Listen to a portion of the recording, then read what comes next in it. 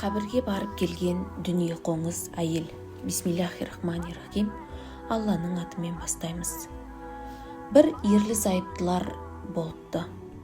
Әйелі дүниеге тоймайтын өте бір дүниешіл болған екен. Аузымнан шыққан сөзді барлығы орындай берсе деген талапшыл әйел болыпты. Бір күні күйеуі тамақтанып отырғанда әйелі сөз бастапты. Отағасы, ертең құрбыларымен отырысым бар, соған жаңа көйлек керек депті. Күйеуі, әй құрметті жарым-ау, саған барлық көйлекті алып бердік қой, депті. Әйел болса, жоқ, мен жаңасын кимесем болмайды, ол көйлектердің бәрін құрбыларым көріп қойған, жаңасын алып бер деп қоймапты.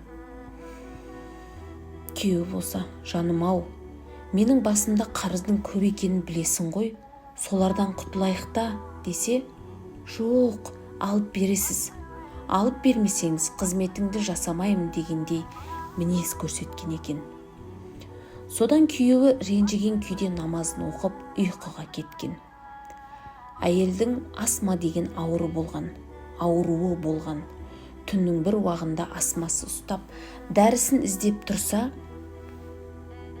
жан жағындағы күйеуі, балалары жоқ боп шығады. Мыналар қайда кеткен деп таңданып іздеп тұрғанда өзінің денесінің жерде жатқанын көреді. Өйткені әйел өмірден өткен екен.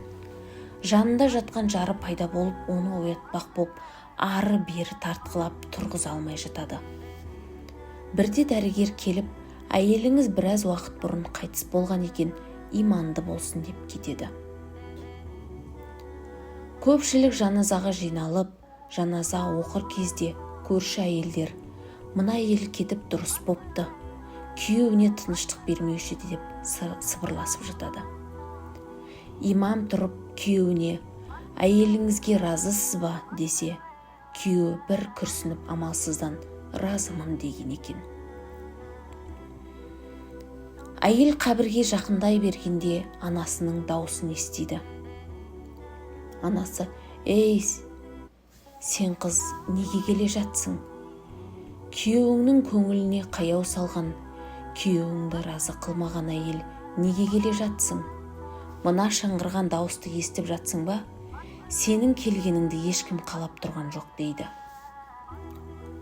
Қабірге әйелді салып, топырақ тастап еді, қабір қызып кетті.